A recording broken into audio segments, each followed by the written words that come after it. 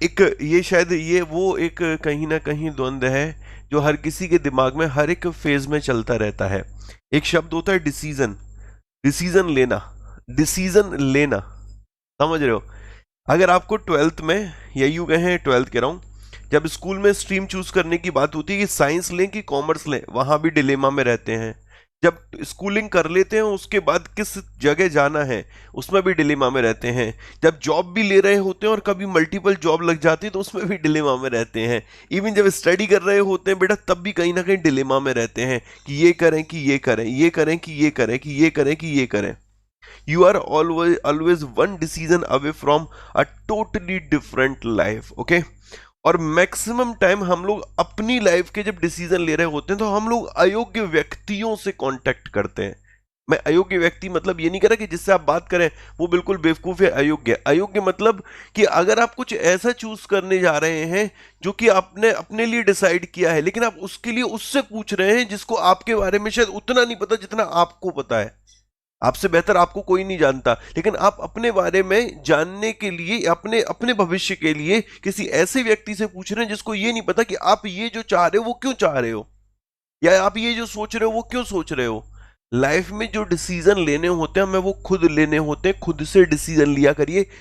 Maximum चीजें लोग इसलिए नहीं कर पाते कि वो इनिशिएट नहीं कर पाते हैं। उनके अंदर है मुझे ये करना है, मुझे ये करना है, मुझे ना सुबह उठ के आग लगा देनी है, 5 बजे उठ के पढ़ना है, लेकिन भाई साहब 8 बजे फिर खर्राटे लेके सो रहे हैं, स्नूज पे स्नूज स्नूज। क्यों? क्योंकि उनके अंदर विल पावर तो है बट उसको इनिशिएट नहीं कर पाए, डिसीजन नहीं ले पाए कि मेरे को कैसे उठना है, क्या करना है। ऐसी जिंदगी में भी यही होता है बेटा, यही होता है, लेकिन हमें इसी को ओवरकम करना है। ओवरकम करने का तरीका सिर्फ एक ही है, जो भी आप करने जा रहे हो उसमें इंटरेस्ट क्रिएट कर लो, डिसीजन अपने आप लेते चले जाओगे। विराट कोहली को सोचना नहीं पड़ा कि ईशांत शर्मा को बॉलिंग दूं कि मोहम्मद सिराज को बॉलिंग दूं, समझ रहे हो? बुमराह बैटिंग करके आया, समी बैटिंग करके आया, फिर भी बॉलिंग करी, थक गए, लेकिन उसके पास ऑप्शन थे क्योंकि उसने होमवर्क बेहतर किया था। आपको भी जरूरत है होमवर्क बेहतर करने की। कहने का मतलब ये कि आपकी लाइफ के अगर डिसीजन है तो आपको लेने हैं, और उस डिसीजन में कहीं ना कहीं आपका इंटरेस्ट होना चाहिए, ना कि बर्डन।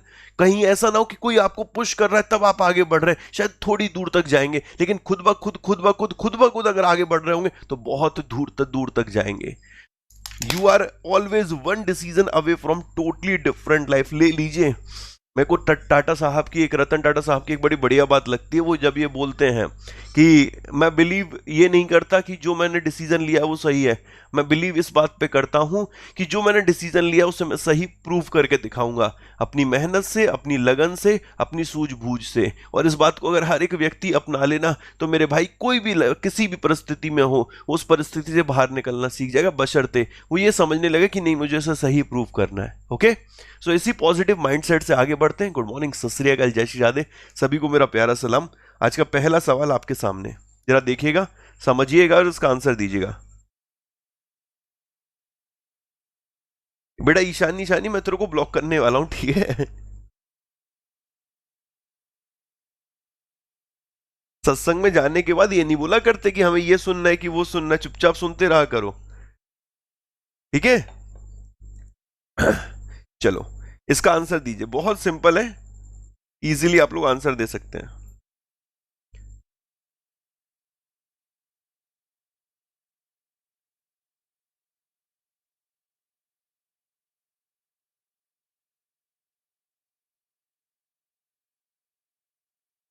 अब जरा ध्यान से देखिएगा, क्वेश्चन है which city was adjust the second most polluted city out of 50 most polluted city in the world in 2020 by the report prepared by British company house fresh. तो ब्रिटिश कंपनी हाउस फ्रेश द्वारा तैयार की गई एक report के अनुसार किस शहर को 2020 में दुनिया के 50 सबसे प्रदूषित शहरों में से दूसरा प्रदूषित शहर घोषित किया गया?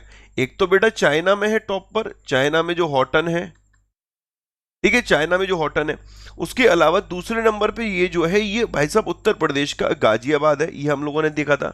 और तीसरे नंबर पे कौन सा रहा था ये भी आपको पता होना चाहिए, मोस्ट इंपॉर्टेंट है, वो भी एग्जामिनर नहीं पूछ रहा, पहला एग्जामिनर नहीं पूछ रहा, दूसरा एग्जामिनर ने उठा के डायरेक्ट पूछ लिया कि भाई तीसरे नंबर पे कौन है। तो तीसरे नंबर पे रहा था बांग्लादेश का मानिकगंज। ओके, तीसरे direct selling company Amway India has roped in whom as its brand ambassador. यहां पर कहने से मतलब है कि इस कंपनी ने, जिसका नाम है एम्बे इंडिया, इसने किसको अपना ब्रांड एम्बेसडर बनाया है? बहुत सिंपल है, इसने किसको अभी अपना ब्रांड एम्बेसडर बनाया? तो आंसर बनता है ऑप्शन नंबर 4, मीराबाई चानू को। अब जरा ध्यान से देखना, जैसे श्रद्धा कपूर है, इनको किसने ब्रांड एम्बेसडर बनाया? बेला कासा, बेला कासा। ठीक है, वानी कपूर को मैंगो ने ब्रांड एम्बेसडर बनाया था, एंड मिंत्रा ने। ठीक है, मैंगो और मिंत्रा ने ब्रांड एम्बेसडर, वानी कपूर, श्रद्धा कपूर, बेला कासा। अक्षय कुमार को हॉर्लिक्स ने अपना ब्रांड एम्बेसडर बनाया था, Horlicks, Horlicks protein plus, Horlicks protein plus के ब्रांड एम्बेसडर बने, प्लस माई लैब डिस्कवरी के भी ये बने हैं, माई लैब डिस्कवरी, माई लैब डिस्कवरी सॉल्यूशन के भी ये हैं। प्लस युवराज सिंह को, इनको ब्रांड एम्बेसडर किसका बना है? प्यूमा स्पोर्ट्स के, प्यूमा स्पोर्ट्स के ब्रांड एम्बेसडर कौन बने हैं? अपने युवराज भाई बने हैं। अच्छा, एक और चीज समझना, अभी हम लोगों ने ओलंपिक की, जब मीराबाई चानू की जब बात आई, तब तब हम लोग चर्चा ओलंपिक की जरूर करेंगे। ओलंपिक में ये याद रखना है कि गोल्ड मेडल किसने जीता था? नीरज चोपड़ा ने, नीरज चोपड़ा। और नीरज चोपड़ा को भी अभी आरबीआई ने अपॉइंट किया है अपना एक जो कैंपेन है, आरबीआई कहता है, जो कि 14 भाषाओं में चलता है, आरबीआई कहता है, उसके लिए भी यहां पर किसको अपॉइंट किया है? लोगों को अवेयर करने के लिए नीरज चोपड़ा को। और नीरज चोपड़ा की याद में 7 अगस्त को प्रत्येक वर्ष क्या मनाया जाएगा? Javelin throw day. और इन्होंने क्या किया था? नीरज चोपड़ा ने, जो कि हरियाणा से है, हरियाणा से है, इन्होंने भाला फेंक में, जैवलिन थ्रो में, जैवलिन थ्रो में भारत को स्वर्ण पदक लाकर दिया है। थ्रो एग्जैक्ट याद रखनी है आपको, जो थ्रो एग्जैक्ट रही थी, क्या रही थी जरा बताइए कमेंट बॉक्स में, फटाफट से बताइए, जो एग्जैक्ट थ्रो रही थी वो कितनी रही थी? देखे तो उसे कितनों को याद है, जरा एक बार कमेंट बॉक्स में आंसर करिएगा कि एग्जैक्ट थ्रो कितनी रही थी। ये समझिएगा, ये बारीक क्वेश्चन है। ऐसे क्वेश्चन जब पूछे जाते हैं ना, तो बहुत सारे बच्चे गिव अप कर देते हैं, अरे सर हमें तो पता ही नहीं था, ये तो एग्जैक्ट भूल गए थे। 87.58, 87.58। अच्छा, मेडल टैली में जो इंडिया का नंबर था वो कौन सा था सर? पहला, दूसरा, तीसरा तो कुछ इस प्रकार था, यूएसए, दूसरे पे चाइना, और तीसरे पे जापान रहा था। और इंडिया 48th प्लेस पे रहा था, अपना प्यारा भारत। और जो यूएसए थे, इसके टोटल मेडल रहे थे 113, 113। चाइना के टोटल मेडल 88 रहे थे, जापान के टोटल मेडल थे 58, और इंडिया के टोटल मेडल 7 थे, जिसमें कि 1 गोल्ड था, 2 सिल्वर थे, और 4 ब्रॉन्ज मेडल रहे थे, ये भी याद रखना। नेक्स्ट बेटा आगे बढ़ते हैं, अगला। A godfather of sudoku Maki Kaji has passed away, he was from which country?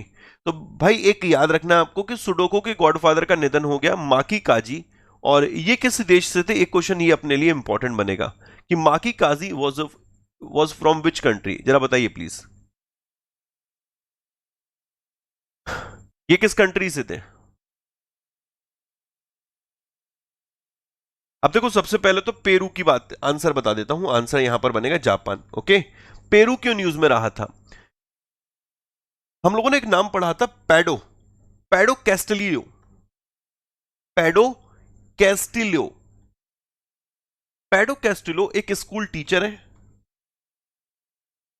और इनको प्रेसिडेंट नियुक्त किया गया है, पेरू का प्रेसिडेंट। पेरू की कैपिटल है लीमा, और करेंसी यहां पर सोल चलती है।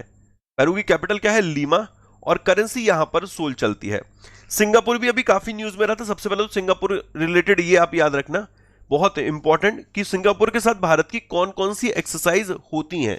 तो सिंगापुर के साथ साथ भारत की एक्सरसाइज होती है, एक सिम्बेक्स, एक बोल्ड कुरुक्षेत्र,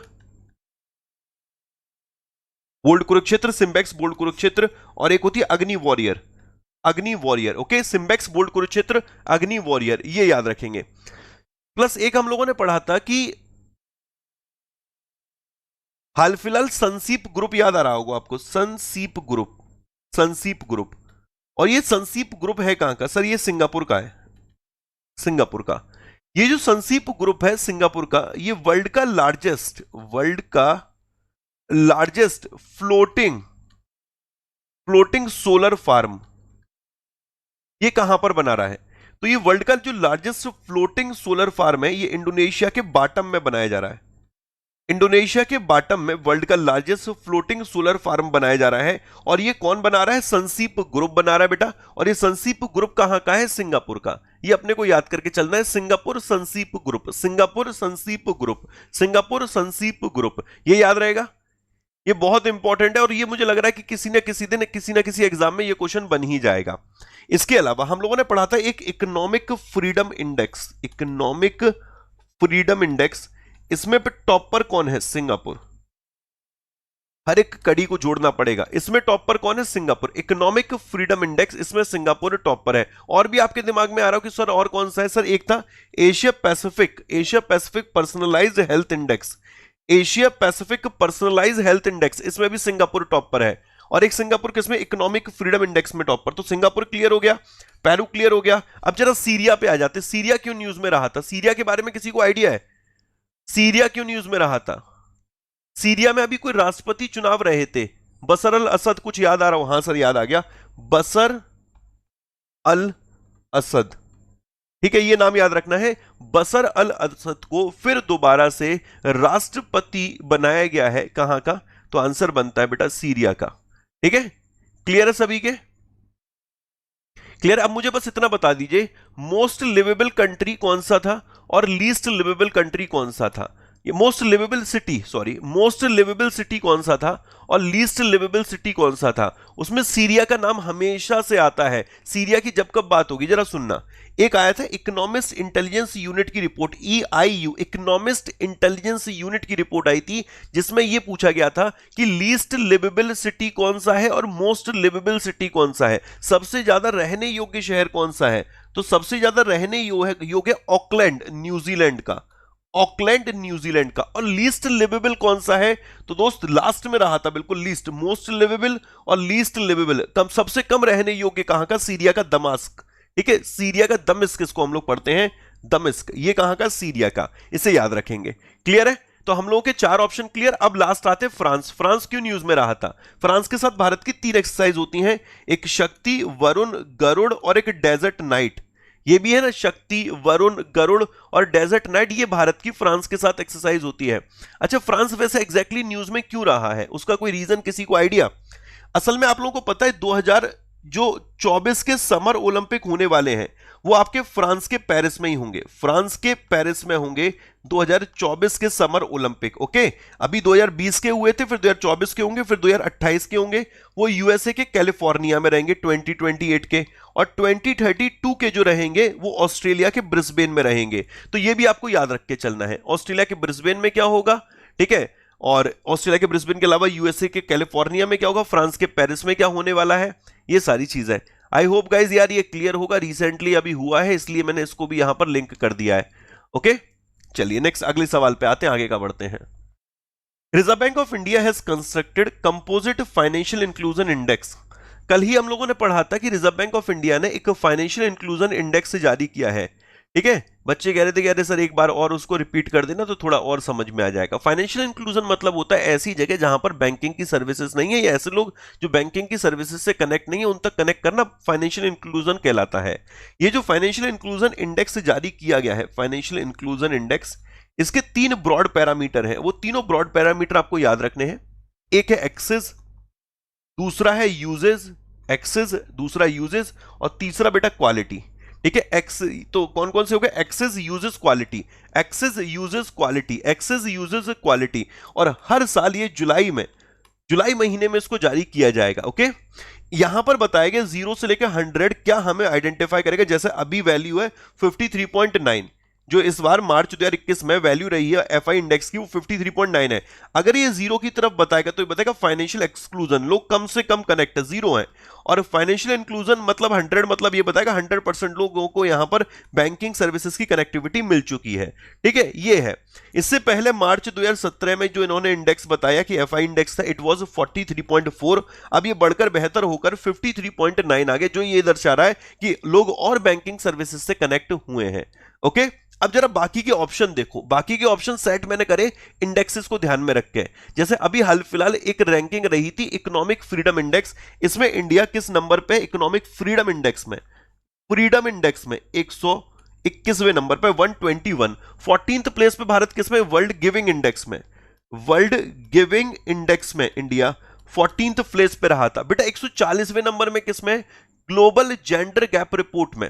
ये याद रखना आप लोग कि ग्लोबल जेंडर गैप रिपोर्ट में इंडिया किस नंबर पे है? 140, global gender gap report. Okay, और बेटा 135 नंबर कौन सा है? 135 global peace index. Okay, global peace index, global peace index, ये आपको याद रखना है। इसके अलावा हम लोगों ने एक और इंडेक्स पढ़ा था, वो था global startup ecosystem, global startup ecosystem index 2021, जिसमें कि इंडिया इंडिया जो है वो तब 20वें नंबर पे रहा था। याद आ रहा हो आपको? ग्लोबल स्टार्टअप इकोसिस्टम रैंकिंग, शहरों को तो पढ़ लिया था, अब यहां पर देश की बारी है। भारत 20वें नंबर पे रहा था, जिसमें टॉप पर यूएसए था। Global startup ecosystem index, global startup ecosystem index. Okay, इसके अलावा एक और इंडेक्स पढ़ा था हम लोगों ने, global cyber security index, global cyber security index. Okay, अगर देखो दोस्तों, जो पहली दफा जुड़ा है ना, तो एक दिन में जज मत करना प्लीज यार, एक दिन में मत जज करना, नहीं समझ में आऊंगा। कम से कम 3 दिन देखना, तब समझ में आएगा कि असल में ये चल क्या रहा है। अभी तो तुम्हें लग रहा होगा अरे यार कुछ का कुछ जोड़ रहा है ये इंसान, क्या पागल है, कुछ समझा नहीं रहा है, कुछ बता नहीं रहा है, ये कर क्या रहा है। मेरे भाई बस 3 दिन जुड़ जाओगे ना, खुद ब खुद समझ में आ जाएगा। बट ट्रस्ट करना, 3 दिन, उसके बाद चौथे दिन तुम्हें खुद हो जाएगा। तो global cyber security, global cyber security index 2020 रहा था। इंडिया की इसमें रैंकिंग क्या रही थी? 10th, 10वें नंबर पे रहा था। और इसमें कौन टॉप पर है बेटा? इसमें भी यूएस टॉप पर, मतलब कि ग्लोबल स्टार्टअप इकोसिस्टम इंडेक्स में भी यूएस टॉप पर, और ग्लोबल साइबर सिक्योरिटी इंडेक्स में भी यूएस ही टॉप पर रहा था। इसे याद रख लेना, रट लेना, एग्जाम में यहां से डेफिनेटली आपको एक क्वेश्चन देखने को मिलेगा। ये दोनों इंडेक्सेस अपने इंपॉर्टेंट बनेंगे। ओके, नेक्स्ट अगला सवाल। Team India registered total 15 medals, जिसमें 8 गोल्ड मेडल थे, 2 सिल्वर मेडल थे, 5 ब्रॉन्ज मेडल रहे थे from world youth archery meet. तो पहले तो यही इंपॉर्टेंट बन जाएगा, वर्ल्ड यूथ आर्चरी मीट हमारे लिए। और इसमें टोटल भारत ने कितने मेडल जीते हैं, ये इंपॉर्टेंट बन जाएगा। तो भारत ने कुल मिलाकर 15 मेडल जीते थे, जिसमें कि आपके लिए दोस्त 8 गोल्ड मेडल दे दिए इन्होंने, 2 सिल्वर मेडल दे दिए और 5 ब्रॉन्ज मेडल दे दिए थे। अब एक क्वेश्चन यहां पर एक और आ सकता है, पूछ सकता है कि ये इवेंट हुआ कहां पर था, जो कि मैंने भी क्वेश्चन फ्रेम किया है। जरा बताइए ये इवेंट कहां पर हुआ था?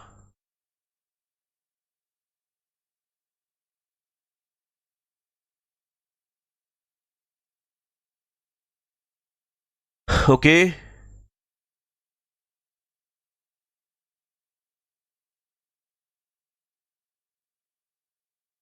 बहुत बढ़िया। आंसर बनता है यहां पर अपना ऑप्शन नंबर 3, व्रॉकले पोलैंड। कहां पर? व्रॉकले पोलैंड। अब बाकी की जरा 2 ऑप्शन देखिएगा, मतलब मैंने 2 स्पोर्ट्स इवेंट को यहां पर लिंक किया है। एक स्पोर्ट्स इवेंट है world athletic championship, world athletics championship, athletics championship. Okay, और ये जो वर्ल्ड एथलेटिक्स चैंपियनशिप रही है, इसमें इसमें यहां पर कहा गया था कि 2022 वाला जो वर्ल्ड एथलेटिक चैंपियनशिप रहेगा, ये आपका यूनाइटेड स्टेट के ओरेगन के यूजीन में रहेगा। और 2023 का जो वर्ल्ड एथलेटिक चैंपियनशिप रहेगा, ये आपका हंगरी के बुदापेस्ट में रहेगा। तो वर्ल्ड एथलेटिक चैंपियनशिप 2022 ये कहां पर है? यूएस के ओरिजन में और यूजीन में। और वर्ल्ड एथलेटिक चैंपियनशिप 2023 वाला ये आपका हंगरी के बुदापेस्ट में रहेगा। कहां पर? हंगरी के बुदापेस्ट में। हम लोगों ने अभी एक इवेंट पढ़ा था, AIBA world boxing championship, AIBA world boxing championship. Okay, और इस आईबा वर्ल्ड बॉक्सिंग चैंपियनशिप में हमने क्या देखा था कि 2021 वाला जो है, जो कि पुरुषों का, ये आईबा वर्ल्ड बॉक्सिंग चैंपियनशिप में यहां पर बात कर रहा हूं पुरुषों के इवेंट की। तो ये जो 2021 वाला है, ये सर्बिया के बेलग्रेड में होगा, सर्बिया के बेलग्रेड में। ओके, बेलग्रेड में। और ये जो 2023 वाला है, ये आपका उज्बेकिस्तान के ताशकेंत में होगा, उज्बेकिस्तान के ताशकेंत में। तो आपके लिए 2 स्पोर्ट्स इवेंट क्लियर हो गए यहां पर। एक वर्ल्ड वर्ल्ड बॉक्सिंग चैंपियनशिप, दोनों 2021 का कब होगा, 2023 का कब होगा, ये क्लियर होना चाहिए। प्लस वर्ल्ड एथलेटिक चैंपियनशिप 2022 की कब होगी, 2023 की कब होगी, ये आपके यहां पर क्लियर होना चाहिए। पोलैंड की कैपिटल वॉर्सो है, करेंसी यहां पर जुलॉटी चलती है। कैपिटल क्या है पोलैंड की? वॉर्सो, करेंसी यहां पर जुलॉटी। यार जिन्होंने अभी तक चैनल को सब्सक्राइब नहीं किया है, कोशिश कर लिया करो भाई सब्सक्राइब करने की, ये काम जरूर किया करिए, ठीक है। एक बार आते हो सेशन पे तुरंत सब्सक्राइब किया करो, नोटिफिकेशन बेल पे प्रेस किया करो। करने में जाता क्या है, सब्सक्राइब बटन पे ही तो प्रेस करना है, तो कर दिया करिए। ओके,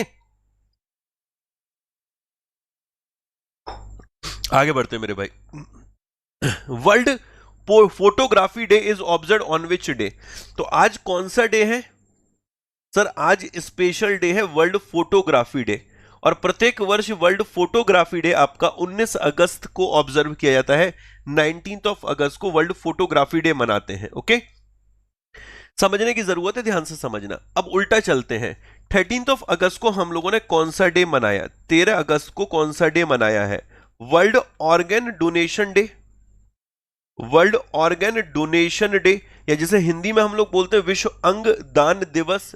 ओके, 12 अगस्त को कौन सा डे मनाया गया था? 12th ऑफ अगस्त को वर्ल्ड एलिफेंट डे,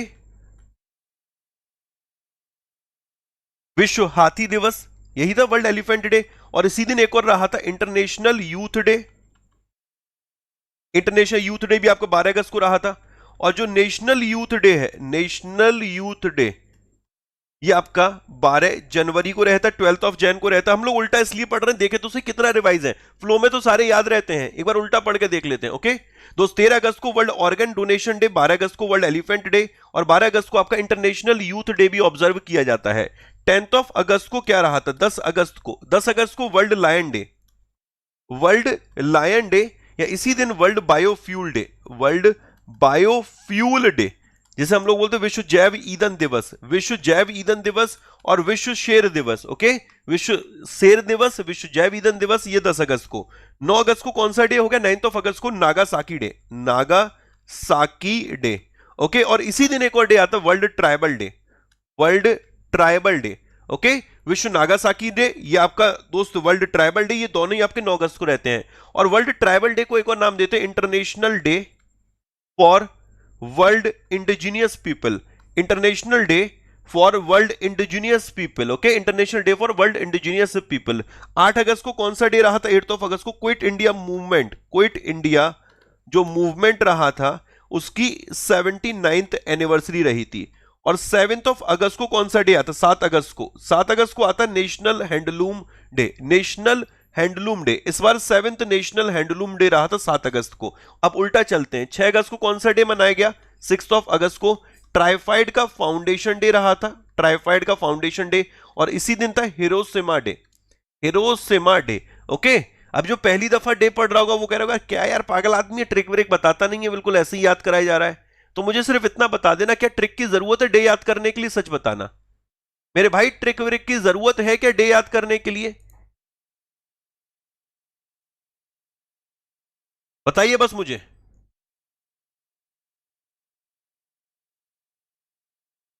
एक मैंने पोल कंडक्ट किया है, सिर्फ इतना बताना उसमें यस और नो।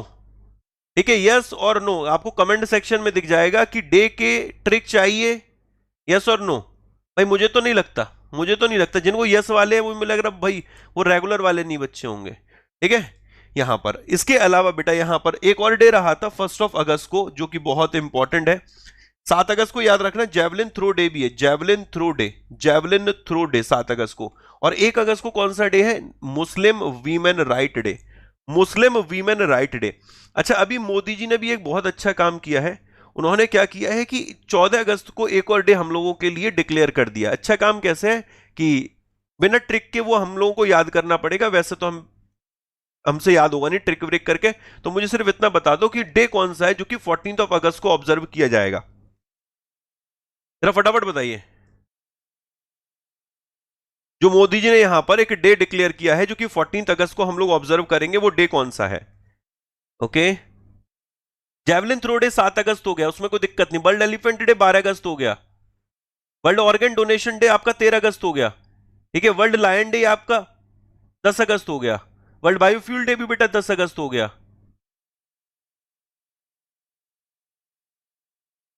कोई रिमेम्बरेंस डे करके था ना, रिमेम्बरेंस डे करके, बहुत बढ़िया। Horror, horror remembrance day, horror partition remembrance day, partition remembrance day है, partition horror remembrance day, partition horror remembrance day. Well done दोस्त, बहुत बढ़िया। ठीक है, ये याद रखना 14th ऑफ अगस्त को है। अब चलिए आगे बढ़ते हैं आज का पहला और इंपॉर्टेंट न्यूज की तरफ। क्या है कैसे है सेशन में वो देखते हैं। 2021 edition of world athletics under 20 championship world athletics under 20 championship has been started at which country? तो ध्यान से सुनिएगा, वर्ल्ड एथलेटिक्स अंडर 20 चैंपियनशिप 2021 का वेन्यू हमने यहां पर आपसे पूछा है, ठीक है। तो आंसर बनेगा यहां पर ऑप्शन नंबर 2, केन्या का नायरोबी।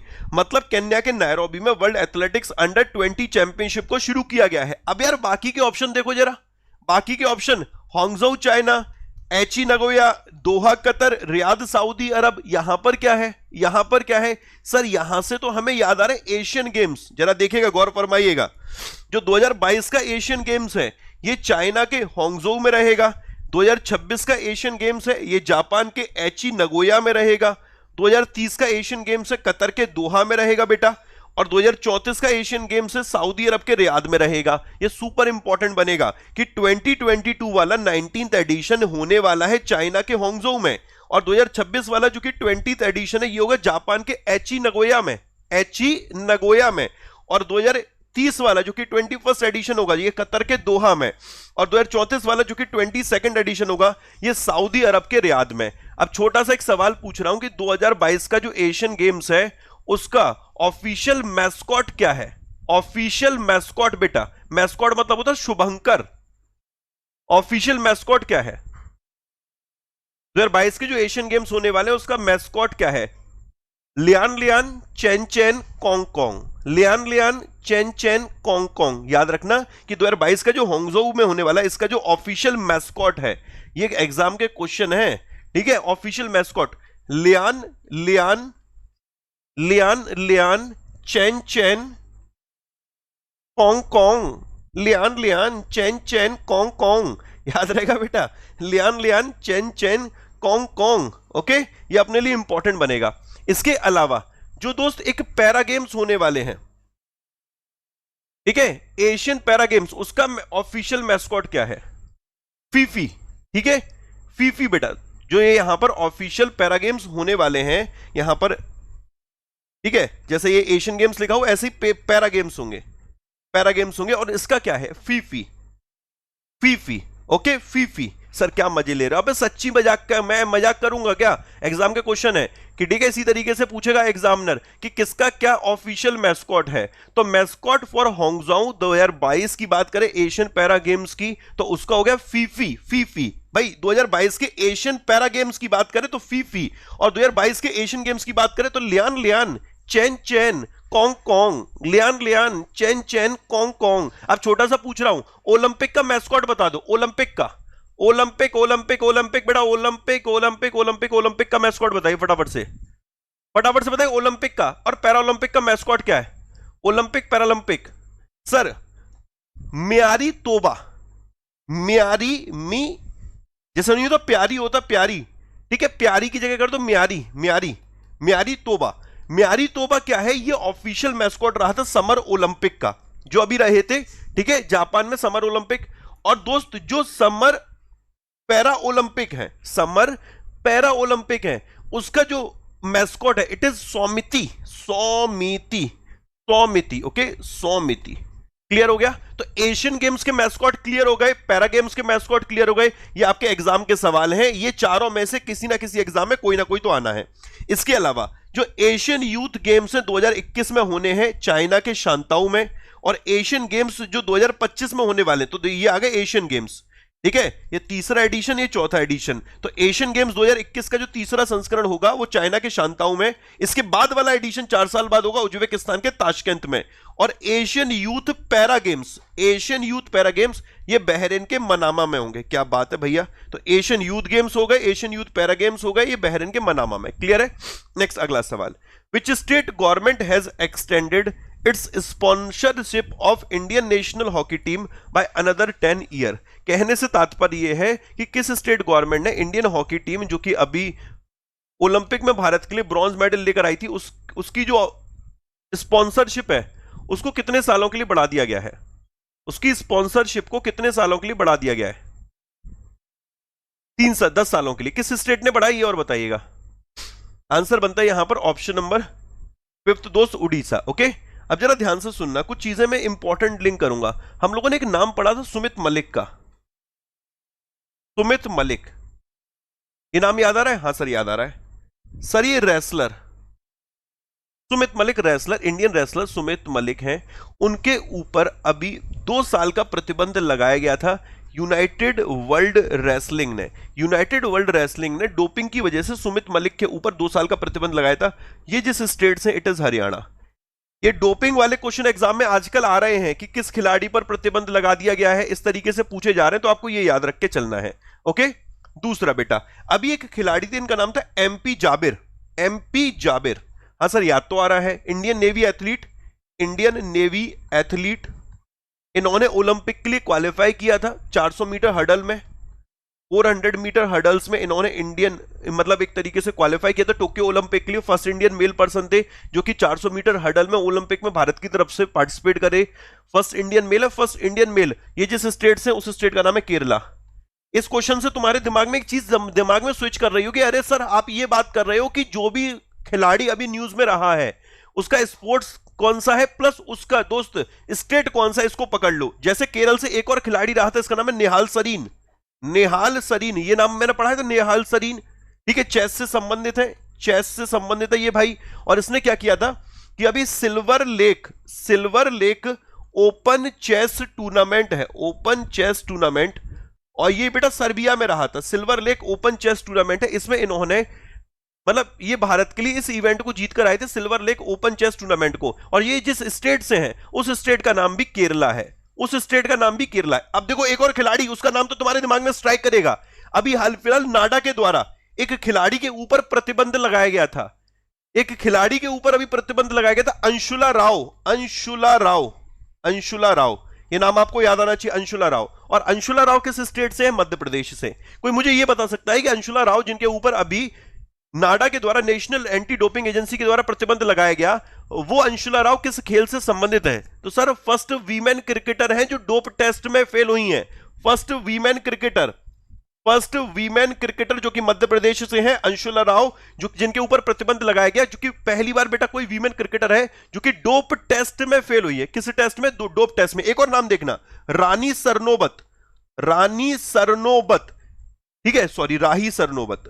सरनोबत। असल में हुआ क्या था कि अभी एक इंटरनेशनल शूटिंग स्पोर्ट फेडरेशन का एक वर्ल्ड कप रहा था, उसमें इन्होंने भारत के लिए गोल्ड मेडल जीता था। तो आप लोग याद रखो, राही सरनोबत, जिन्होंने आईएसएसएफ, अभी एक वर्ल्ड कप रहा था, कहां पर? क्रोएशिया में रहा था। वहां पर भारत के लिए इन्होंने क्या जीता था? गोल्ड मेडल जीता था। अब ये किस स्टेट से है? महाराष्ट्र से। मैं स्टेट पकड़ के बैठ गया हूं। जितने भी स्पोर्ट्स पर्सन है ना, अब जितने भी, चलो मैं तो 2 4 5 ही यहां पर बता पाऊंगा, लेकिन आप लोग जितने भी पढ़े ना, उन सारे स्टेट के जितने भी स्पोर्ट्स पर्सन है, सबको उठा लो बेटा, सबको उठा लो। ठीक है, सबको उठा लो, किसी को भी छोड़ने वाले नहीं हम लोग। ओके, चलो नेक्स्ट आगे बढ़ते हैं, अगला देखते हैं।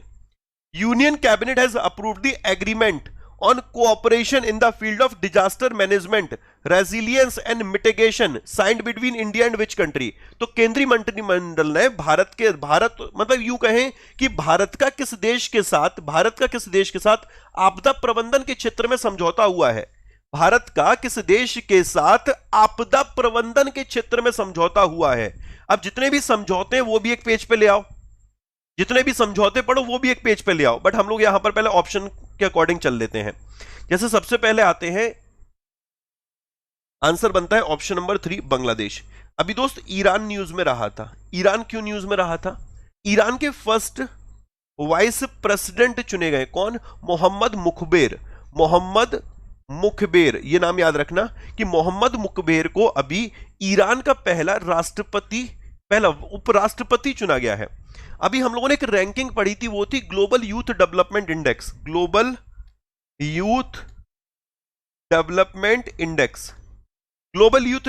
इंडेक्स 2020 में इंडिया को जो रैंकिंग दी गई है वो 122 दी गई है। भारत 122वें नंबर पे रहा है।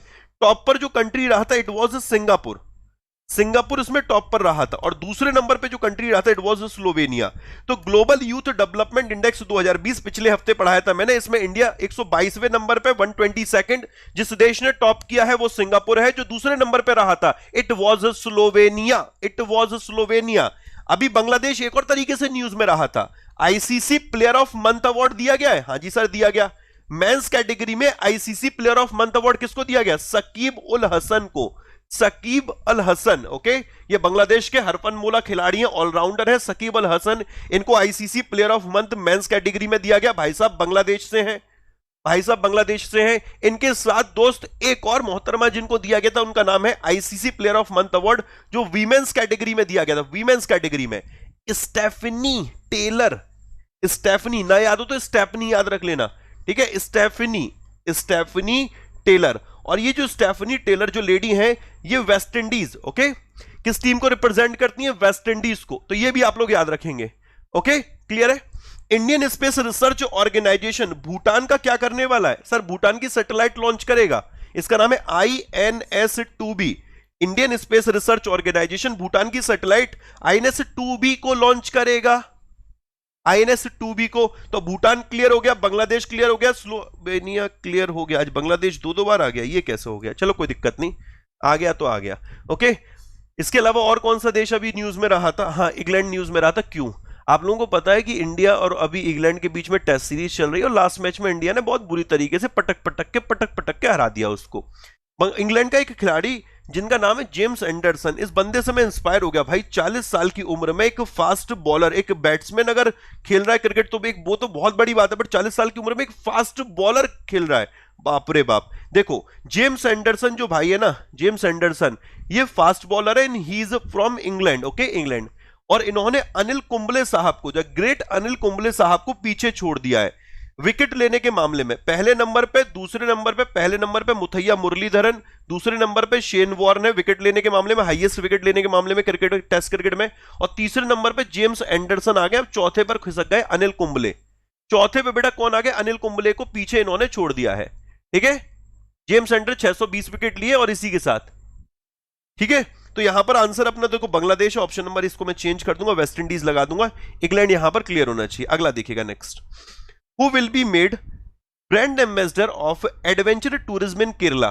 केरल में साहसिक पर्यटन का ब्रांड एम्बेसडर किसे बनाया गया है? द टॉपिक वाइज सीरीज शुरू कर दीजिए प्लीज। या आज IIT मद्रास मिल गया ना, उंगली पकड़ ली, अब कंधा पकड़ रहे हो हैं, फिर कंधे पे बैठ जाना, सर घुमा के भी लाओ हमें, हैं सब भाई साहब, बिल्कुल चाहिए थाली में पका पकाया है, कहीं थोड़ी मेहनत करनी ना पड़ जाए।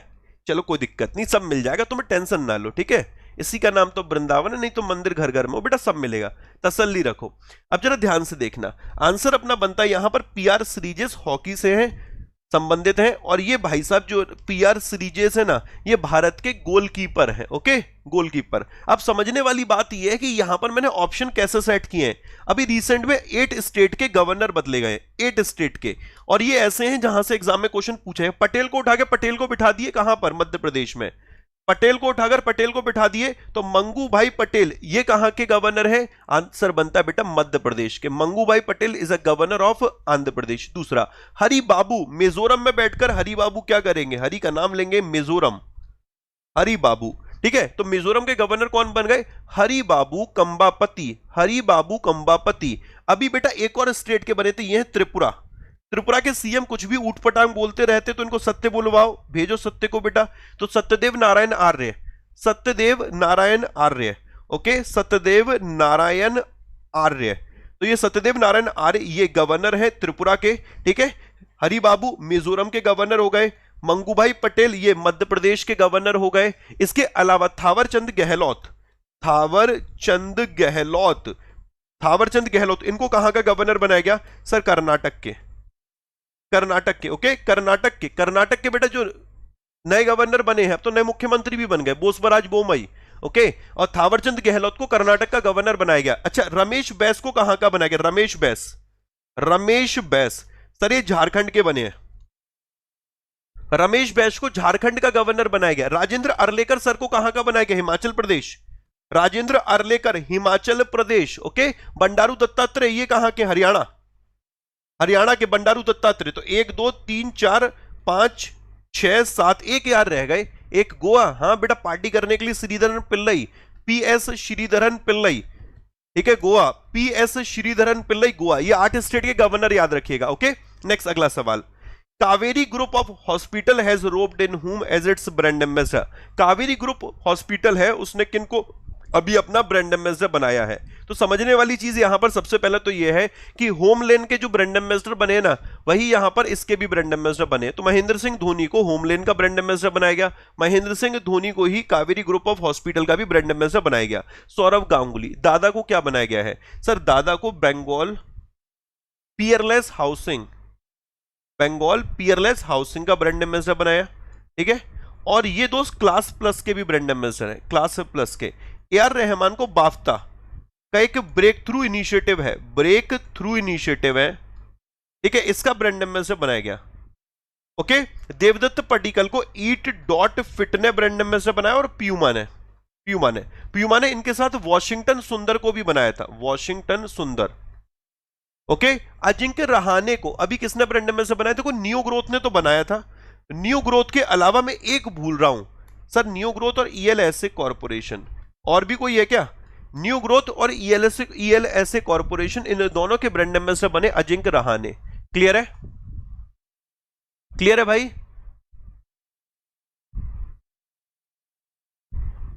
ठीक है, यहां तक सेशन पसंद आ रहा है? एक बार लाइक जरूर करते चलिएगा यार। ओके, चलिए नेक्स्ट अगले सवाल पे आते हैं। अगला, which state government has launch Rajiv Gandhi ग्रामीण भूमिका मजदूर न्याय योजना? किस राज्य सरकार ने राजीव गांधी ग्रामीण भूमिहीन मजदूर न्याय योजना शुरू करी है? तो बताइए बेटा, ये किस स्टेट के द्वारा इस प्रकार की योजना शुरू की गई है? स्टेट गवर्नमेंट की स्कीम की बात करेंगे यहां पर हम लोग। ये जितने भी ऑप्शन दिए ना, उसमें स्टेट गवर्नमेंट की कौन कौन से स्टेट को यहां कवर करें। तो वैसे तो आंसर बनता है छत्तीसगढ़ के द्वारा किया गया है। अब जरा यहां से उठा लीजिए, केरल उठा लो सबसे पहले। केरल का कौन सा मिशन है? केरल का नॉलेज मिशन, याद आ रहा है? नॉलेज मिशन केरल का, ठीक है। वन स्कूल वन आईएएस, ये भी केरल का हो गया। स्मार्ट किचन स्कीम, ये भी केरल की हो गई है, ठीक है। तो केरल की कितनी योजना हम लोगों ने पढ़ ली? One school one IAS, knowledge mission हो गया, स्मार्ट किचन स्कीम हो गई, ये सब केरल की हो गई। हरियाणा की कौन सी है? हरियाणा अभी इसने लॉन्च की थी हरिहर योजना, ठीक है। एक योजना इसने की थी संजीवनी परियोजना, ठीक है, संजीवनी परियोजना। इसके अलावा एक थी प्राणवायु देवता स्कीम, प्राणवायु देवता पेंशन स्कीम। ओके, प्राणवायु देवता पेंशन स्कीम। इसके अलावा दोस्त वन प्रोडक्ट, ये भी किसकी? हरियाणा की है। ये सारी स्कीम किसकी? हरियाणा। तो हरियाणा क्लियर हो गया, केरल क्लियर हो गया। अभी वेस्ट बंगाल में जैसे ही चुनाव जीते थे तो खेला होवे हो गया था बेटा ना, जैसे ही तो वैसे ही इन्होंने एक योजना लॉन्च कर दी थी, मां कैंटीन, ठीक है। नहीं, मां कैंटीन तो पहले से थी, लक्ष्मी भंडार की थी, लक्ष्मी भंडार। ओके, लक्ष्मी भंडार स्कीम थी। इसकी साथ साथ एक योजना इन्होंने लॉन्च करी अभी, द्वारे राशन लक्ष्मी भंडार, मां कैंटीन हो गई। Student credit card scheme. Okay, तो ये किसकी? वेस्ट बंगाल। तो west Bengal clear, Haryana clear हो गया, केरला क्लियर हो गया, छत्तीसगढ़ क्लियर है। मध्य प्रदेश, इसमें तो बतेरी योजना मध्य प्रदेश की, तो ठीक है। मध्य प्रदेश मुझे लगता है योजना बनाने में सबसे आगे है, ठीक है। कौन कौन सी योजना जो कि मध्य प्रदेश की है? किसी को आइडिया? Any idea? याद हो मध्य प्रदेश की? लॉन्च पैड स्कीम और योग से निरोग कैंपेन, ठीक है। लॉन्च पैड स्कीम हो गया, ठीक है। इसके अलावा था कोरोना वॉरियर, मैं कोरोना वॉलंटियर हूं, ठीक है। पंख अभियान, किल कोरोना कैंपेन, योग से निरोग कैंपेन, मुख्यमंत्री कोविड उपचार योजना। तो लॉन्च पैड स्कीम हो गई, कोरोना वॉरियर हो गया, मैं कोरोना वॉलंटियर हूं, पंख अभियान, किल कोरोना कैंपेन, योग से निरोग कैंपेन, ठीक है। मुख्यमंत्री कोविड उपचार योजना, अंकुर योजना, एक अंकुर नई लॉन्च की गई है। इसके साथ एक और थी युवा शक्ति कोरोना मुक्ति, युवा शक्ति कोरोना मुक्ति, इसको याद रखना, ठीक है। नेक्स्ट अगला सवाल, फिर आगे बढ़ते हैं आज की न्यूज की तरफ।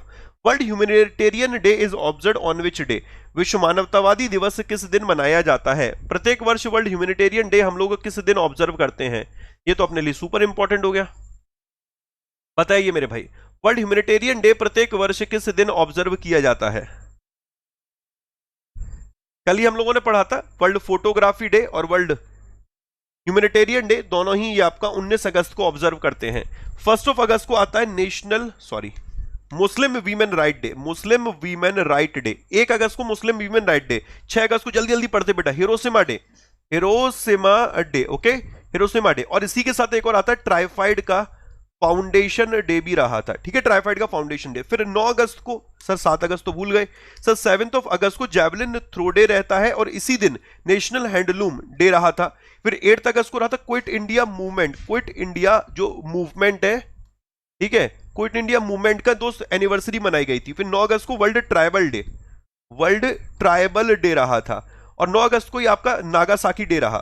फिर 10 अगस्त को हम लोगों ने देखा था world lion day, world lion day, और 10 अगस्त को वर्ल्ड बायोफ्यूल डे, यही रहा था ना, वर्ल्ड लायन डे और वर्ल्ड बायोफ्यूल डे, 2 डे रहे थे। फिर 12 अगस्त को हम लोगों ने देखा था बेटा world elephant day, okay, world elephant day, और इसी दिन रहा था international youth day, international youth day और वर्ल्ड एलिफेंट डे। जो नेशनल यूथ डे है ये 12 जनवरी को आता है, ठीक है। फिर 14 को आया था बेटा रिमेम्बरेंस डे, ठीक है, वो जो पार्टीशन हुआ था ना उसके एवज में, मैं इस वाले दिन को थोड़ा भूल जाता हूं, याद नहीं है मेरे को ये वाला, ठीक है, बट तुम लोगों को अगर याद हो तो मुझे कमेंट में लिख दोगे तो मैं उसको यहां पर लिख दूंगा कि 14 अगस्त को कौन सा डे डिसाइड किया गया है, क्योंकि प्रत्येक वर्ष ऑब्जर्व किया जाया करेगा, क्योंकि प्रत्येक वर्ष ऑब्जर्व किया जाया करेगा। एक बार जरा कमेंट बॉक्स में लिख के बताइएगा, ठीक है। 13 अगस्त को कौन सा डे रहा था, 13 अगस्त को 13 अगस्त sir world organ donation day, world organ donation day, ये आपका प्रत्येक वर्ष जो रहा करेगा 13 अगस्त को वर्ल्ड ऑर्गेन डोनेशन डे रहेगा। बस इतने डे हम लोगों ने पढ़े थे। फिर उसके बाद हम लोग 19 अगस्त पे आ गए थे। 19 अगस्त को अपने कौन कौन से डे हो गए यहाँ पर, world humanitarian day, world photography day, partition remembrance day, well done यार, partition remembrance day, partition remembrance day, ये याद रखना 14 अगस्त को, ठीक है। चलिए अब बढ़ते हैं आज की पहली और इंपॉर्टेंट न्यूज। पहला सवाल है, Amazon has rolled out India's first celebrity voice feature on Alexa with whom? Amazon ने अलेक्सा पर भारत का पहला सेलिब्रिटी वॉइस फीचर किसके साथ शुरू किया है? असल में इस क्वेश्चन को जब मैं फ्रेम कर रहा था तो दिमाग में आया कि यार ब्रांड एम्बेसडर के नाम ऐड कर देता हूं। फिर मैंने कहा यार पिछले 3 से 4 दिन से ब्रांड एम्बेसडर पढ़ते पढ़ते सारे तो रट गए होंगे। अब एक काम करते हैं, कुछ थोड़ा आउट ऑफ द बॉक्स कर लेते हैं। वैसे आंसर तो यहाँ पर बहुत सिंपल है, ऑप्शन नंबर 2 अमिताभ बच्चन साहब है, इनको इंडिया का फर्स्ट सेलिब्रिटी वॉइस फीचर के साथ अलेक्सा ने, ठीक है, अपॉइंट किया है।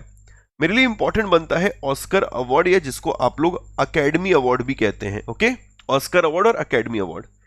Actor in leading role, actor in a leading role, ये कौन है? Anthony Hopkins. Actor in a leading role में एंथनी हॉपकिंस को ऑस्कर अवार्ड दिया गया।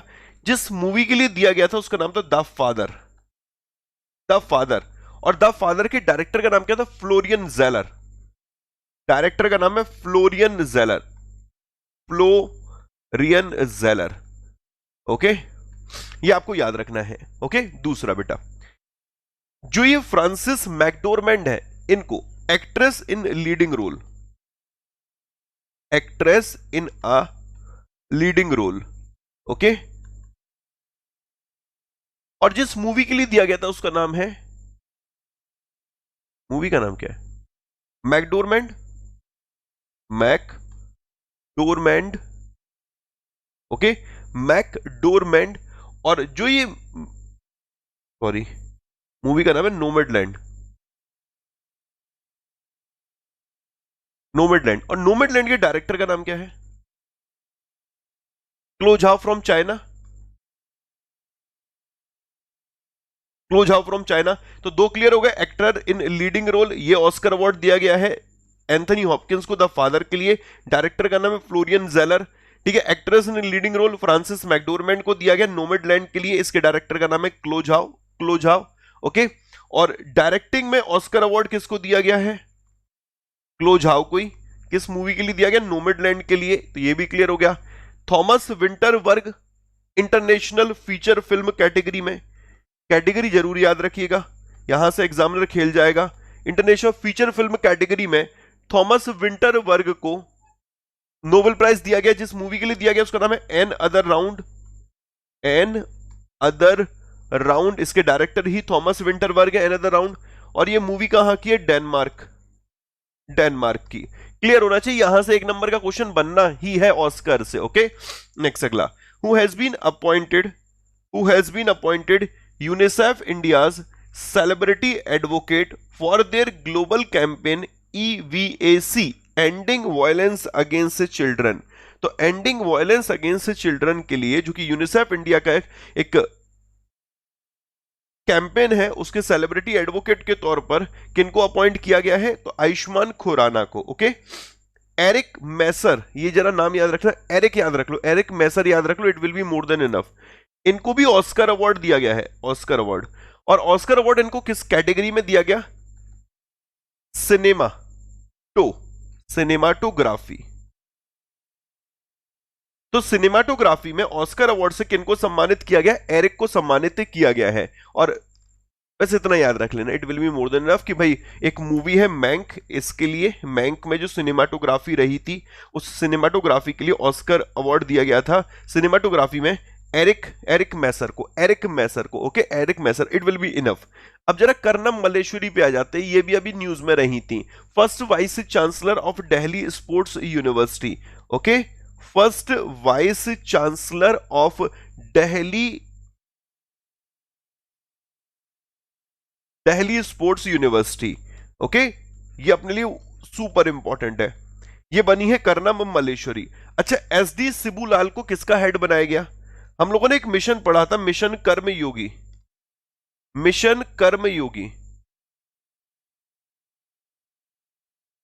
National programme for civil services capacity building. National programme याद आ रहा है?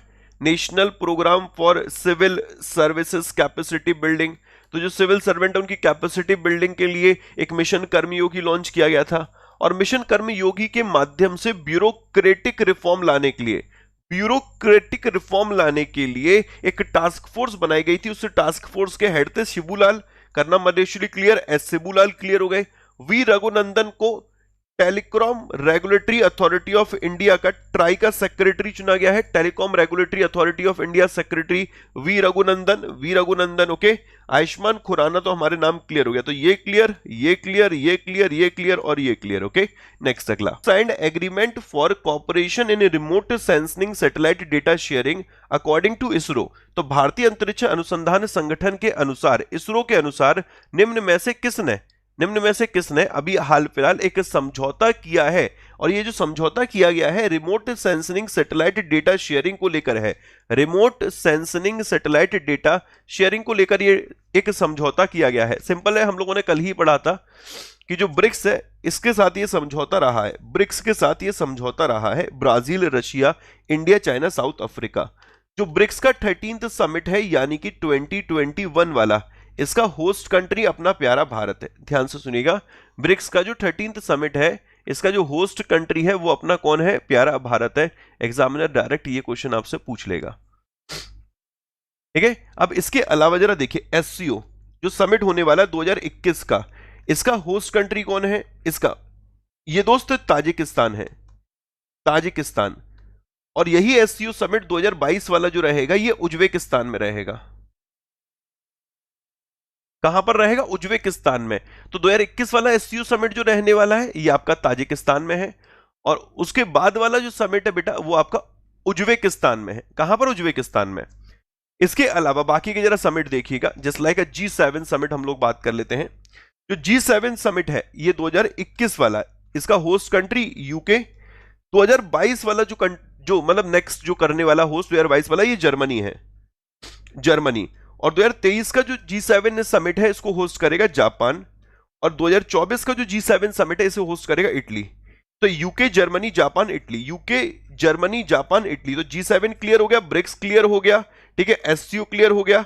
G20 समिट कौन होस्ट करने जा रहा है? 2021 का जो समिट है G20 का, इसका होस्ट कंट्री है इटली। 2022 का होस्ट कंट्री कौन है? इंडोनेशिया। 2023 का होस्ट कंट्री अपना प्यारा भारत है, इंडिया है, और 2024 का जो होस्ट कंट्री है इट इज ब्राजील।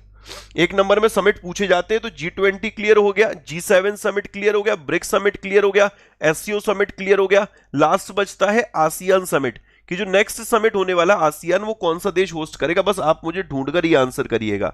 जो यहां पर हुआ है 38th और 39th आसियान समिट, इसका होस्ट कंट्री था ब्रूनेई, ठीक है, इसका होस्ट कंट्री कौन था? ब्रुनेई था। आपको सिर्फ इतना बताना है कि जो ये समिट है जो कि 2022 मतलब अब होने वाला है, इसके बाद 38 तो 39 के बाद होने वाला है, इसका होस्ट कंट्री कौन होगा। ठीक है, क्लियर है भाई? एक बार सेशन को लाइक भी कर दीजिए जिन्होंने अभी तक सेशन को लाइक नहीं किया। तो जहां तक मुझे याद है कि जो 2022 का समिट है इसे कंबोडिया होस्ट करेगा।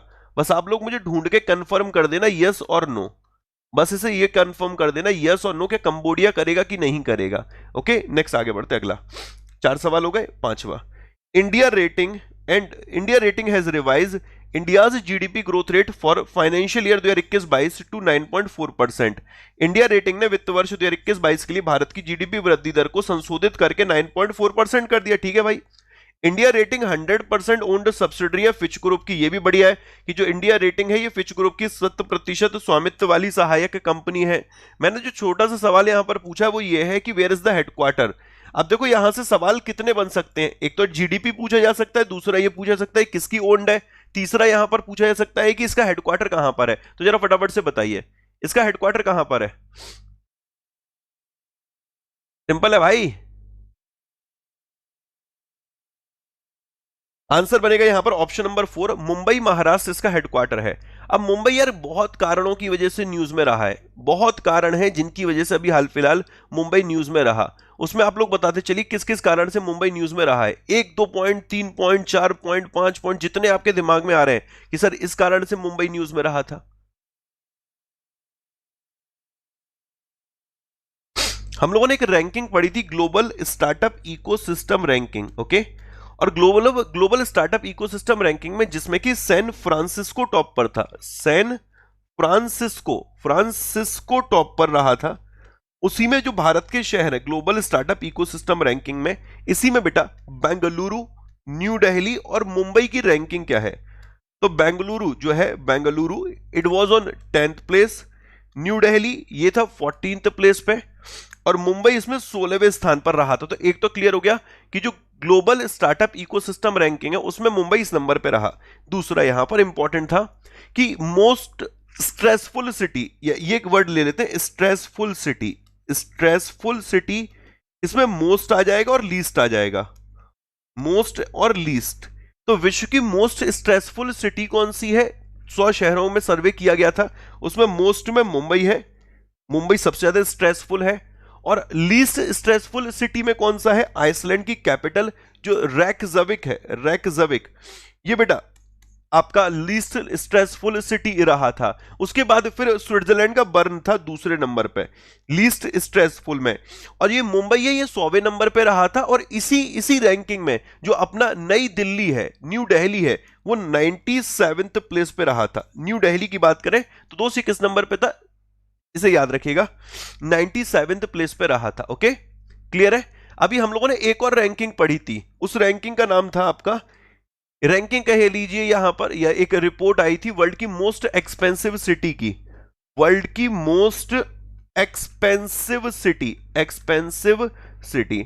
और वर्ल्ड की मोस्ट एक्सपेंसिव सिटी में जो टॉप पर नाम है वो है एशगबत का। ओके, तुर्कमेनिस्तान, तुर्कमेनिस्तान की जो कैपिटल है एशगबत, एशगबत ये पहले नंबर पे रहा था, वर्ल्ड की मोस्ट एक्सपेंसिव सिटीज में रहा था। लेकिन अगर हम लोग बात करते कि भारत से कौन से का क्या स्थान रहा है, तो भारत से टॉप पर रहा था मुंबई, मुंबई, और मुंबई की रैंक थी 78th, मुंबई 78वें नंबर पे रहा था। इसी में नई दिल्ली 117वें नंबर पे रहा था, न्यू दिल्ली, चेन्नई जो रहा था 158th प्लेस पे रहा था 158वें नंबर पे, बेंगलुरु हमेशा न्यूज में रहता है 170वें नंबर पे, और कोलकाता इसमें बेटा 181। तो फोकस सबसे पहले करना कि मुंबई किस नंबर पे रहा था, 78वें नंबर पे। तो भारत की मोस्ट एक्सपेंसिव सिटी आ जाएंगी तो मुंबई आ जाएगी, फिर न्यू दिल्ली आ जाएगी, इस तरीके से अगर हम लोग देखते हैं। देन फिर चेन्नई है, बेंगलुरु, फिर कोलकाता है। ओके, तो गाइज मुझे लगता है कि यहां तक मैक्सिमम चीजें आपके क्लियर होंगी कि भाई किस शहर, मतलब अगर मुंबई की बात करें तो मुंबई किस वजह से न्यूज में रहा।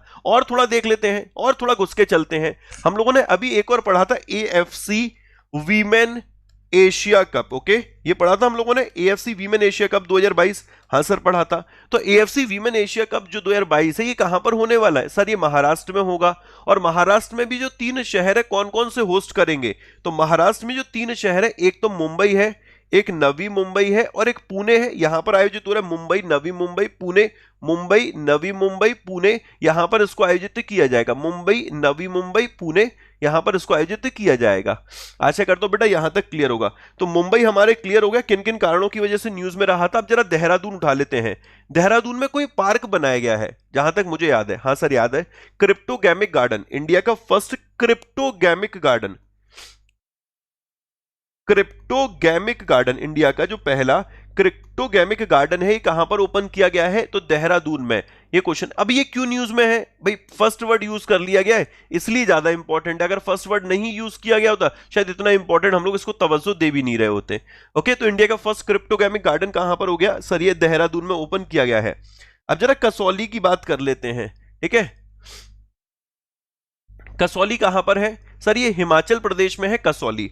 और यहां पर एक सेंट्रल ड्रग लेबोरेटरी है, सेंट्रल ड्रग लेबोरेटरी।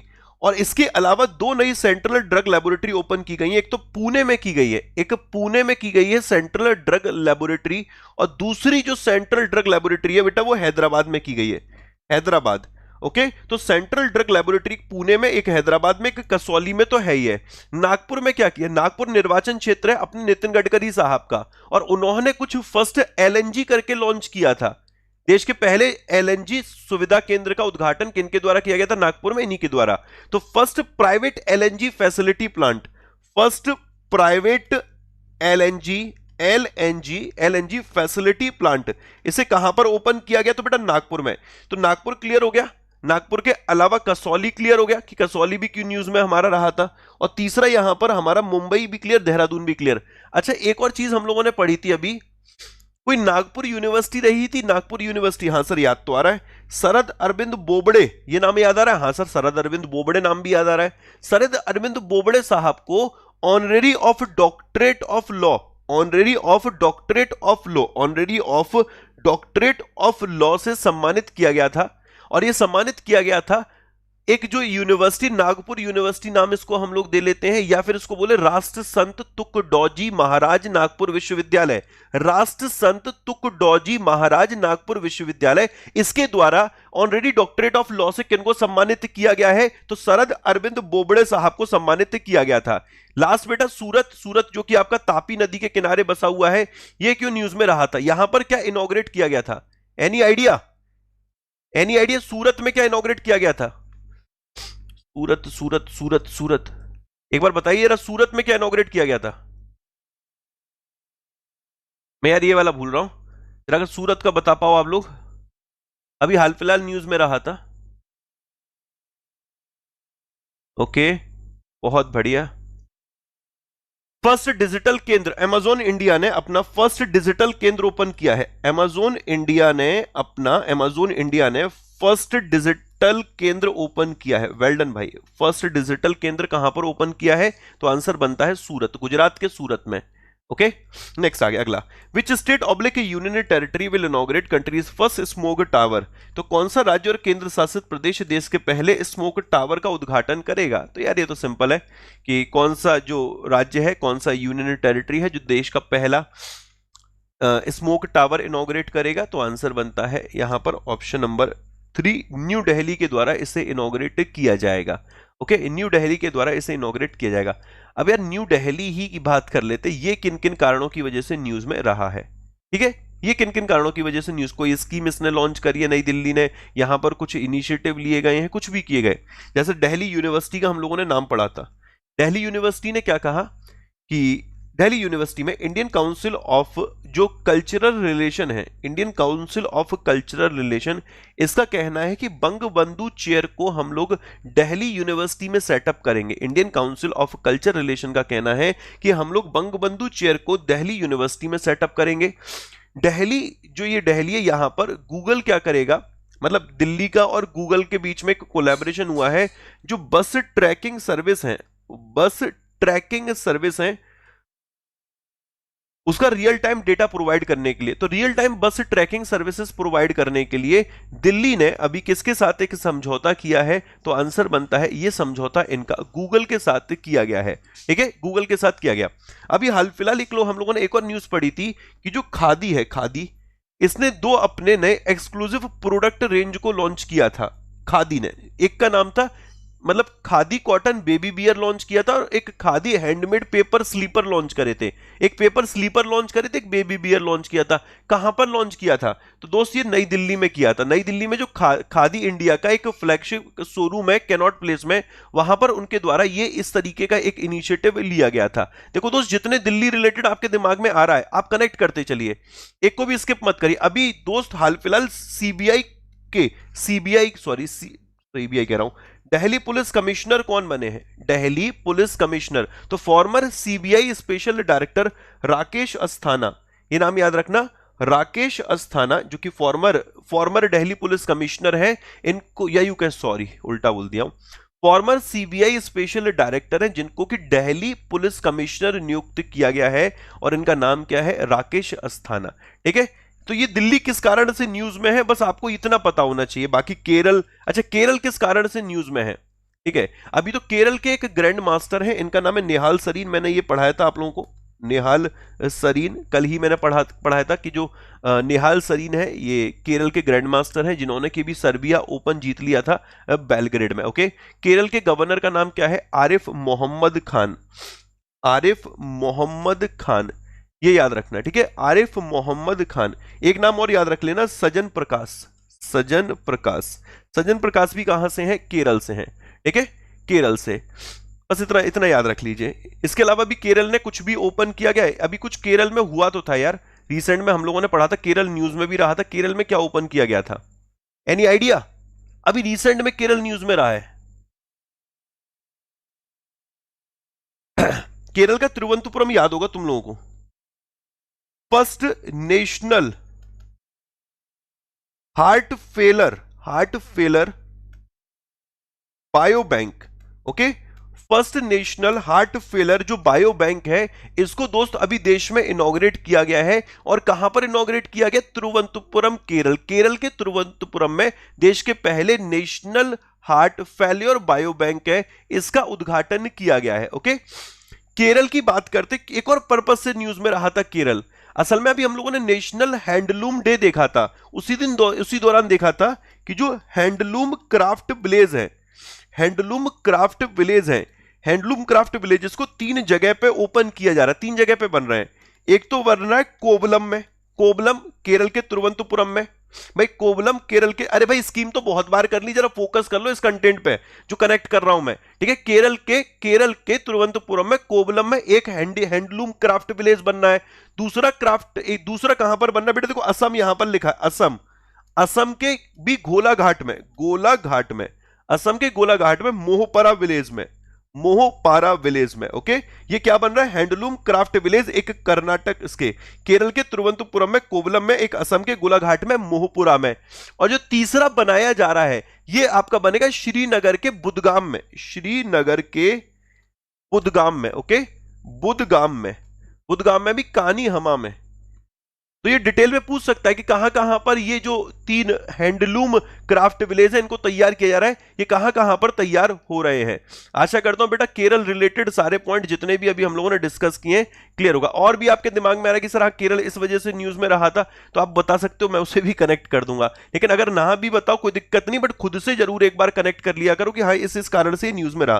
तो ये क्लियर हो गया, ये क्लियर हो गया। अच्छा, अभी मणिपुर न्यूज में रहा था। मणिपुर क्यों न्यूज में रहा था? उसका रीजन है, पहली बार इसको रेलवे के मैप पर लाया गया है, एक ट्रेन को चलाया गया है। वैसे बहुत कारणों से न्यूज में रहा था। एमसी मैरी कॉम जो है, एमसी मैरी कॉम, ये भी बेटा आपके मणिपुर से हैं। ये फ्लैग बियरर रही थी ओपनिंग सेरेमनी पे।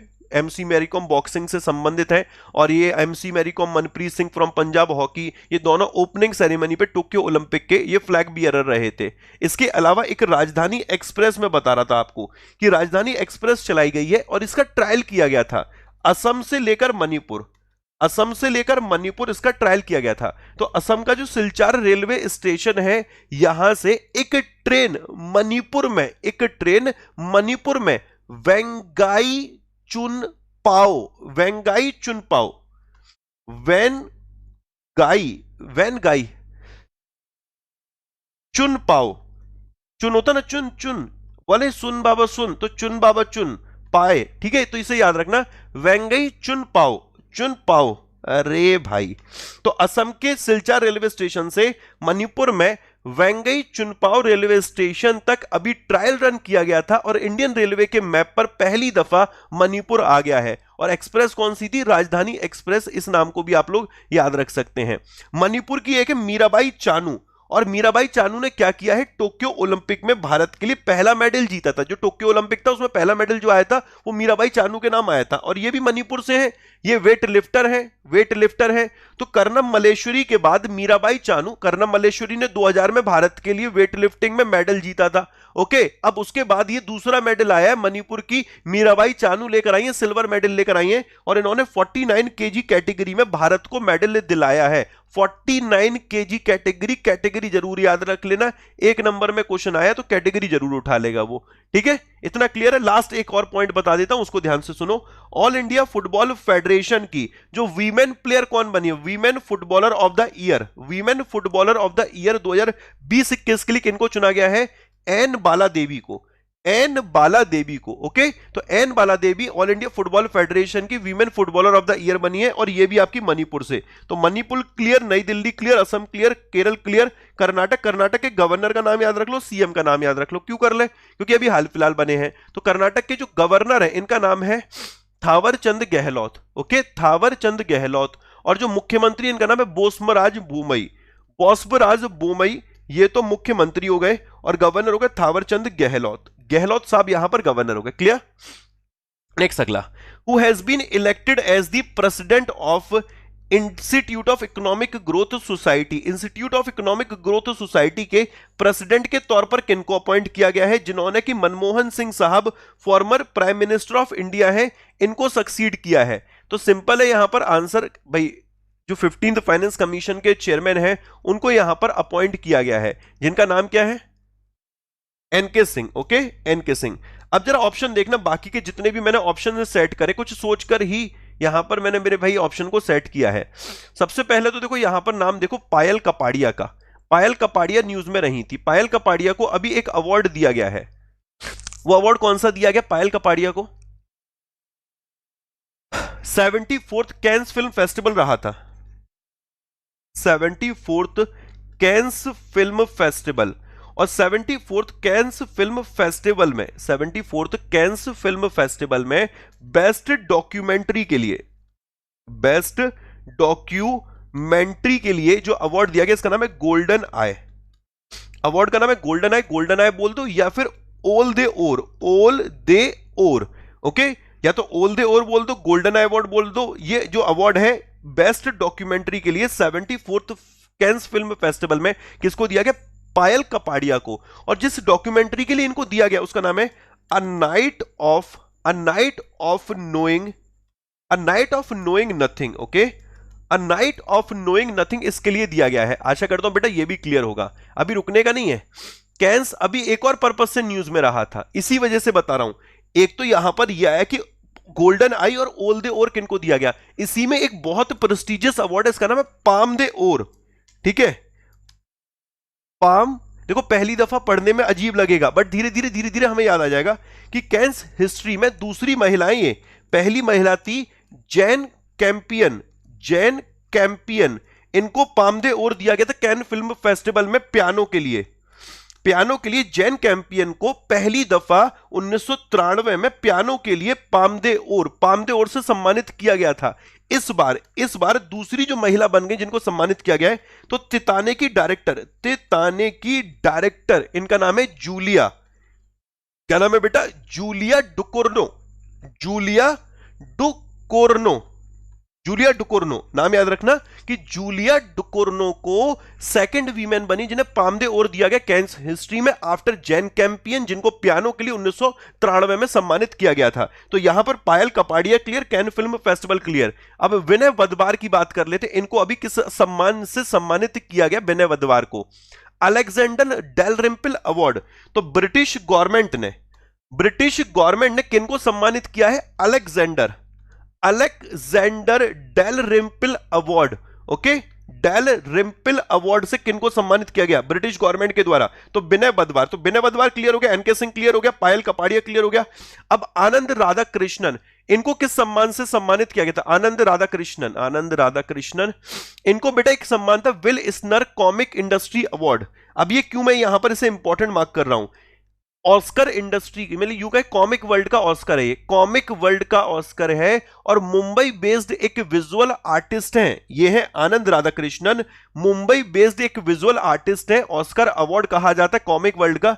इसका नाम है Will Eisner comic industry award. Okay, Will Eisner comic industry award से इनको सम्मानित किया गया। लास्ट सैयद साहब का नाम तो मैंने कल ही आपको पढ़ाया था कि सैयद उस्मान साहब को किस सम्मान से सम्मानित किया गया है। तो एक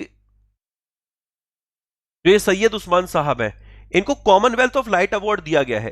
हंगर हैज नो रिलीजन, जो इनका फूड ड्राइव है, हंगर हैज नो रिलीजन, और इस हंगर हैज नो रिलीजन के लिए यूके के कॉमनवेल्थ ऑफ लाइट अवार्ड से किसको सम्मानित किया गया? सैयद उस्मान अजहर मकसूसी।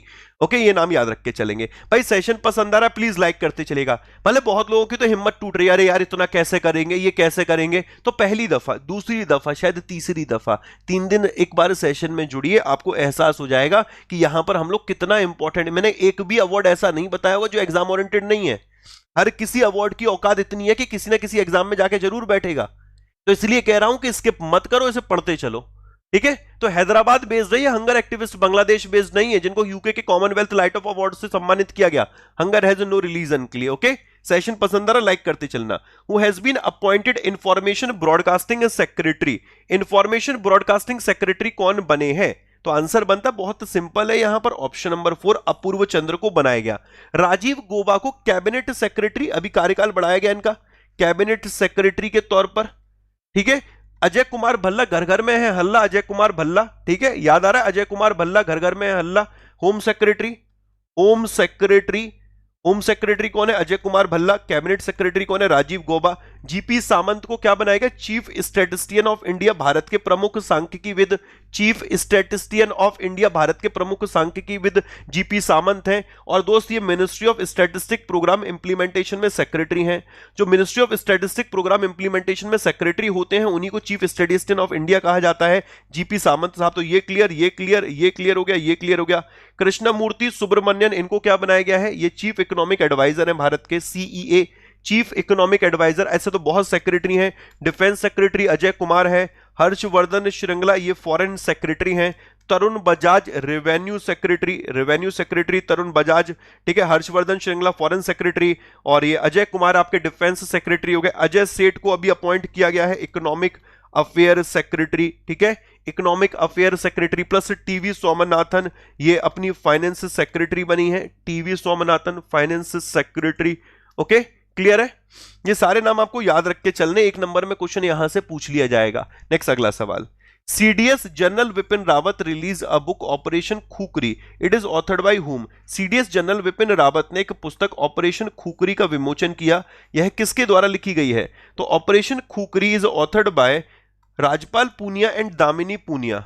राजपाल पूनिया और दामिनी पूनिया के द्वारा इस किताब को लिखा गया है। अब इस किताब के अलावा बाकी के 2 बुक उठा लो, और दोनों ही बुक अपने लिए इंपॉर्टेंट है।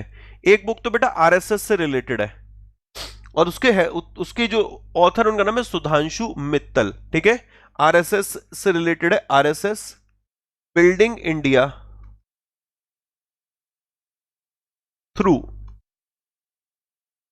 थ्रू सेवा। इस किताब के ऑथर का नाम क्या? सुधांशु मित्तल। अच्छा, विमल जलान साहब ने भी तो एक किताब लिखी है, अगर आपको याद आ रहा हो, विमल जलान साहब के द्वारा एक किताब लिखी गई है, फेमस किताब है वो भी, ठीक है, द इंडिया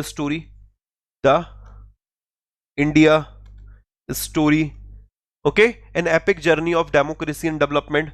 इतना याद रख लो, the India story, an epic journey of democracy and development. तो ये आपके एग्जाम का क्वेश्चन हो गया कि इनके द्वारा कौन सी किताब लिखी गई है, तो ये किताब आपको नाम याद रखना है, ठीक है। The India story, an epic journey of democracy and development. Okay, next आगे बढ़ते हैं, अगला लास्ट सवाल, फिर उसके बाद आज की इंपॉर्टेंट न्यूज की तरफ। वर्ल्ड मॉस्क्यूटो डे प्रत्येक वर्ष कब ऑब्जर्व किया जाता है? वर्ल्ड मॉस्क्यूटो डे हम लोग प्रत्येक वर्ष कब ऑब्जर्व करते हैं? हर साल ऐसा है कि डे से आपको 2 से 3 क्वेश्चन देखने को मिलते ही हैं, और कभी कभी बेटा 3-3 क्वेश्चन भी देखने को मिले। लास्ट ईयर तो 3-3 क्वेश्चन एग्जाम में देखने को मिले थे। तो सबसे पहले आते हैं, स्टार्ट करते हैं आंसर की, कि वर्ल्ड मॉस्क्यूटो डे आपका कब ऑब्जर्व किया जाता है? ऑप्शन आंसर 20 अगस्त, 20 अगस्त, 20 अगस्त, 20 अगस्त, 20 अगस्त। वेल डन बेटा, 20 अगस्त को। अब बाकी के उठा लें डे, बाकी की डेट पर कौन सा डे आता है? तो आंसर बनता है यहां पर 19 अगस्त। 1 अगस्त को कौन सा है? मुस्लिम वीमेन राइट डे, जल्दी जल्दी देखते हैं।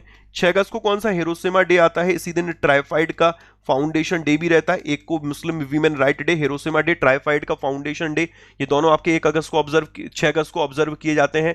फिर इसके बाद 7 अगस्त को आता है national handloom day, national handloom day, राष्ट्रीय हथकरघा दिवस।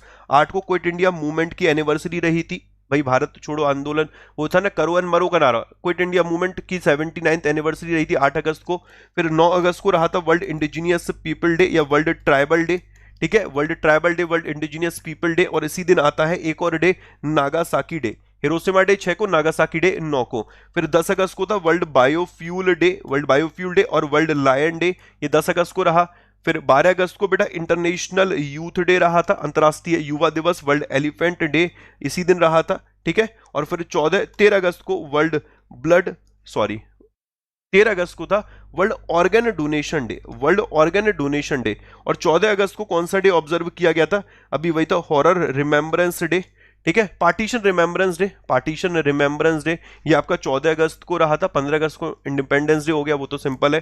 फिर 19 अगस्त को डे आया था हमारा world humanitarian day, world photography day, और 20 अगस्त को आ गया world mosquito day. Okay, world mosquito day. 9 अगस्त को था नागासाकी डे, 9 अगस्त को नागासाकी डे। क्लियर भाई? सेशन पसंद आ रहा तो लाइक करते चलो यार।